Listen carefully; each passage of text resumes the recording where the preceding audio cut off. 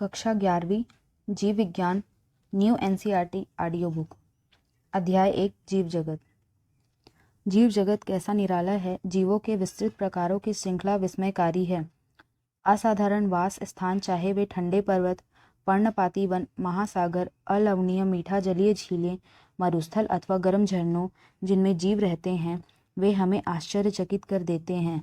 सरपट दौड़ते घोड़े, प्रवासी पक्षियों, घाटियों में खिलते फूल अथवा आक्रमणकारी शार्क की सुंदरता विस्मय तथा चमत्कार का आवाहन करती है।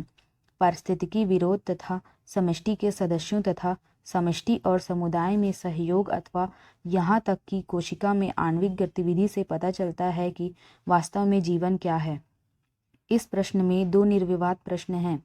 पहला तकनीकी है, जो जीव तथा निर्जीव क्या है, इसका उत्तर खोजने का प्रयत्न करता है। दूसरा प्रश्न दार्शनिक है, जो यह जानने का प्रयत्न करता है कि जीवन का क्या उद्देश्य है। वैज्ञानिक होने के नाते हम दूसरे प्रश्न का उत्तर देने का प्रयास नहीं करेंगे। हम इस विषय पर चिंतन करेंगे कि जीव क्या है। 1.1 जीव जगत में विविधता। यदि आप अपने आसपास देखें तो आप जीवों की बहुत सी किस्में देखेंगे। ये किस्में गमले में उगने वाले पौधे, कीट, पक्षी, पालतू अथवा अन्य प्राणी व पौधे हो सकती है। बहुत से ऐसे जीव भी होते हैं जिन्हें आप आंखों की सहायता से नहीं देख सकते, लेकिन आपके आसपास ही हैं। यदि आप अपने अवलोकन के क्षेत्र को बढ़ाते हैं तो आपको विविधता की बहुत बड़ी श्रृंखला दिखाई पड़ेगी। स्पष्टतः यदि आप किसी सघन वन में जाएं तो आपको जीवों की बहुत बड़ी संख्या तथा उनकी कई किस्में दिखाई पड़ेंगी। प्रत्येक प्रकार के पौधे, जंतु अथवा जीव जो आप देखते हैं किसी एक जाति स्पीसीज का प्रतीक हैं। अब तक की ज्ञात तथा वर्णित स्पीसीज की संख्या लगभग 1.7 मिलियन से लेकर 1.8 मिलियन तक हो सकती है।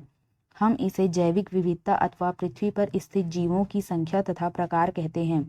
हमें यह स्मरण रखना चाहिए कि जैसे जैसे हम नए तथा यहाँ तक कि पुराने क्षेत्रों की खोज करते हैं, हमें नए नए जीवों का पता लगता रहता है। जैसा कि ऊपर बताया गया है कि विश्व में कई मिलियन पौधे तथा प्राणी हैं।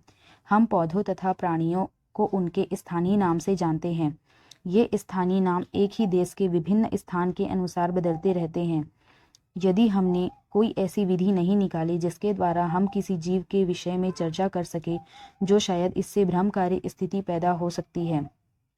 प्रत्येक जीव का एक मानक नाम होता है जिससे वह उसी नाम से सारे विश्व में जाना जाता है।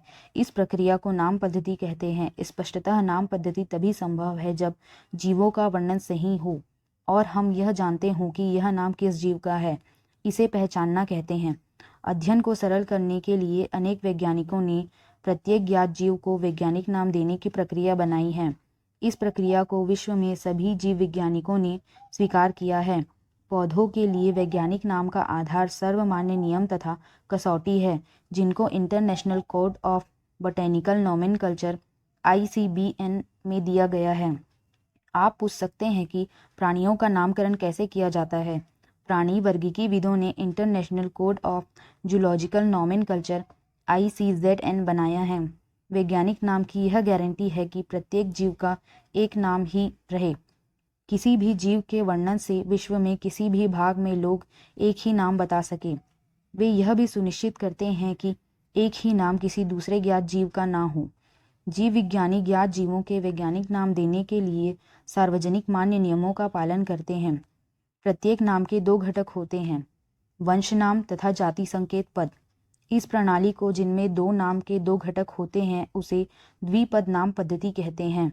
इस नामकरण प्रणाली को कैरोलस लिनियस ने सुझाया था। इसका उपयोग सारे विश्व के जीव विज्ञानी करते हैं। दो शब्दों वाली नामकरण प्रणाली बहुत सुविधाजनक है। आओ आपको आम के उदाहरण द्वारा वैज्ञानिकों नाम देने की विधि समझाएं। आम का वैज्ञानिक नाम मेंजीफेरा इंडिका है। तब आप यह देख सकते हैं कि यह नाम कैसे द्विपद है। इस नाम में मेंजीफेरा वंश नाम है, जबकि इंडिका एक विशिष्ट स्पीसीज अथवा जाति संकेतक पद है। नाम पद्धति के अन्य सार्वजनिक नियम निम्नलिखित हैं। पहला, जैविक नाम प्रायः लैटिन भाषा में होते हैं और तिरछे अक्षरों में लिखे जाते हैं। इनका उद्भव चाहे कहीं से भी हुआ हो, इन्हें लैटिनीकरण अथवा इन्हें लैटिन भाषा का व्युत्पन्न समझा जाता है। दूसरा, जैविक नाम में पहला शब्द वंश नाम होता है जबकि दूसरा शब्द जाति संकेतक पद होता है। तीसरा, जैविक नाम को जब हाथ से लिखते हैं तब दोनों शब्दों को अलग अलग रेखांकित अथवा छपाई में तिरछा लिखना चाहिए। यह रेखांकन उनके लैटिन उद्भव को दिखाता है। चौथा, पहला अक्षर जो वंश नाम को बताता है वह बड़े अक्षर में होना चाहिए जबकि जाति संकेतक पद में छोटा अक्षर होना चाहिए। मैंजीफेरा इंडिका के उदाहरण से इसकी व्याख्या कर सकते हैं। जाति संकेतक पद के बाद अर्थात जैविक नाम के अंत में लेखक का नाम लिखते हैं और इसे संक्षेप में लिखा जाता है। उदाहरणतः मैंजीफेरा इंडिका लिन। इसका अर्थ सबसे पहले स्पीसीज का वर्णन लिनियस ने किया था। यद्यपि सभी जीवों का अध्ययन करना लगभग असंभव है, इसलिए ऐसी युक्ति बनाने की आवश्यकता है जो इसे संभव कर सके। इस प्रक्रिया को वर्गीकरण कहते हैं। वर्गीकरण वह प्रक्रिया है जिसमें कुछ सरलता से दृश्य गुणों के आधार पर सुविधाजनक वर्ग में वर्गीकृत किया जा सके। उदाहरण के लिए हम पौधों अथवा प्राणियों और कुत्ता, बिल्ली अथवा कीट को सरलता से पहचान लेते हैं। जैसे ही हम इन शब्दों का उपयोग करते हैं उसी समय हमारे मस्तिष्क में इन जीवों के लिए कुछ गुण ऐसे आ जाते हैं जिन्हें उनका उस वर्ग से संबंध होता है। जब आप कुत्ते के विषय में सोचते हो तो आपके मस्तिष्क में क्या प्रतिबिंब बनता है? स्पष्टतः आप कुत्ते को ही देखते होंगे, ना कि बिल्ली को। अब यदि एलियनेशन के विषय में सोचे तो हमें पता लगता है कि हम किस विषय में चर्चा कर रहे हैं। इस प्रकार मान लो हमें स्तनधारी कहना है तो आप ऐसे जंतु के विषय में सोचोगे जिसके बाह्य कान और शरीर पर बाल होते हैं। इसी प्रकार पौधों में यदि हम गेहूं के विषय में चर्चा करें तो हमारे मस्तिष्क में गेहूं का पौधा आ जाएगा। इसलिए ये सभी कुत्ता, बिल्ली, स्तनधारी, गेहूं, चावल, पौधे, जंतु आदि सुविधाजनक वर्ग हैं जिनका उपयोग हम पढ़ने में करते हैं। इन वर्गों की वैज्ञानिक शब्दावली टैक्सा है। यहाँ आपको स्वीकार करना चाहिए कि टैक्सा विभिन्न स्तरों पर सही वर्गों को बता सकता है। पौधे भी एक टैक्सा हैं, गेहूं भी एक टैक्सा है। इसी प्रकार जंतु, स्तनधारी कुत्ता ये भी टैक्सा हैं। लेकिन क्या आप जानते हैं कि कुत्ता एक स्तनधारी और स्तनधारी प्राणी है? इसलिए प्राणी स्तनधारी तथा कुत्ता विभिन्न स्तरों पर टैक्सा को बताता है। इसलिए गुणों के आधार पर सभी जीवों को विभिन्न टैक्सा में वर्गीकृत कर सकते हैं। गुण जैसे प्रकार, रचना, कोशिका की रचना, विकासीय प्रक्रम तथा जीव की पारिस्थितिकी सूचनाएं आवश्यक हैं और ये आधुनिक वर्गीकरण अध्ययन के आधार हैं। इसलिए विशेषीकरण, पहचान, अभिज्ञान, वर्गीकरण तथा नाम पद्धति आदि ऐसे प्रक्रम प्रणाली हैं जो वर्गीकरण विज्ञान के आधार हैं। वर्गीकी कोई नई नहीं है। मानव सदैव विभिन्न प्रकार के जीवों के विषय में अधिकाधिक जानने का प्रयत्न करता रहा है, विशेष रूप से उनके विषय में जो उनके लिए अधिक उपयोगी थे। आदि मानव को अपनी मूलभूत आवश्यकताओं जैसे भोजन, कपड़े तथा आश्रय के लिए नए नए स्रोत खोजने पड़ते थे। इसलिए विभिन्न जीवों के वर्गीकरण का आधार उपयोग पर आधारित था। काफी समय से मानव विभिन्न प्रकार के जीवों के विषय में जानने और उनकी विविधता सहित उनके संबंध में रुचि लेता रहा। अध्ययन की इस शाखा को वर्गीकरण पद्धति सिस्टेमेटिक्स कहते हैं। सिस्टेमेटिक शब्द लैटिन शब्द सिस्टेमा से आया है जिसका अर्थ है जीवों की नियमित व्यवस्था। लिनियस ने अपने पब्लिकेशन का टाइटल सिस्टेमा नेचर चुना। वर्गीकरण पद्धति में पहचान, नाम पद्धति तथा वर्गीकरण को शामिल करके इसके क्षेत्र को बढ़ा दिया गया है। वर्गीकरण पद्धति में जीवों के विकासी संबंध का भी ध्यान रखा गया है। 1.2 वर्गीकी संवर्ग। वर्गीकरण एकल सोपान प्रक्रम नहीं है, बल्कि इसमें पदानुक्रम सोपान होते हैं जिसमें प्रत्येक सोपान पद अथवा वर्ग को प्रदर्शित करता है। चूंकि संवर्ग समस्त वर्गीकी व्यवस्था है, इसलिए इसे वर्गीकी संवर्ग कहते हैं और तभी सारे संवर्ग मिल करके वर्गीकी पदानुक्रम बनाते हैं। प्रत्येक संवर्ग वर्गीकरण की एक नई इकाई को प्रदर्शित करता है। वास्तव में यह एक पद को दिखाता है और इसे प्रायः वर्गक टेक्सॉन कहते हैं। वर्गीकी संवर्ग तथा पदानुक्रम का वर्णन एक उदाहरण द्वारा कर सकते हैं। कीट जीवों के एक वर्ग को दिखाता है जिसमें एक समान गुण जैसे 3 जोड़ी संधि पाट टांगे होती हैं। इसका अर्थ है कि कीट स्वीकारनीय सुस्पष्ट जीव है जिसका वर्गीकरण किया जा सकता है, इसलिए इसे एक पद अथवा संवर्ग का दर्जा दिया गया है। क्या आप ऐसे किसी जीव के अन्य वर्ग का नाम बता सकते हैं। स्मरण रहे कि वर्ग संवर्ग को दिखाता है। प्रत्येक पद अथवा वर्ग वास्तव में वर्गीकरण की एक इकाई को बताता है। ये वर्गीकी वर्ग संवर्ग सुस्पष्ट जैविक है, ना कि केवल आकारिकी सम्मोहन। सभी ज्ञात जीवों के वर्गीकी अध्ययन से सामान्य संवर्ग जैसे जगत, किंगडम, संघ, फाइलम अथवा भाग, पौधों के लिए वर्ग, क्लास, गण, आर्डर, कुल, फैमिली, वंश, जीनस तथा जाति, स्पीसीज का विकास हुआ। पौधों तथा प्राणियों दोनों में स्पीसीज सबसे निचले संवर्ग में आती है। अब आप यह प्रश्न पूछ सकते हैं कि किसी जीव को विभिन्न संवर्गों में कैसे रखते हैं। इसके लिए मूलभूत आवश्यकता व्यष्टि अथवा उसके वर्ग के गुणों का ज्ञान होना है। यह समान प्रकार के जीवों तथा अन्य प्रकार के जीवों में समानता तथा विभिन्नता को पहचानने में सहायता करता है। 1.2.1 स्पीसीज जाति। वर्गीकी अध्ययन में जीवों के वर्ग जिसमें मौलिक समानताएं होती है उसे स्पीसीज कहते हैं। हम किसी भी स्पीसीज को उसमें समीपस्थ संबंधित स्पीसीज से उसके आकारकीय विभिन्नता के आधार पर उन्हें एक दूसरे से अलग कर सकते हैं।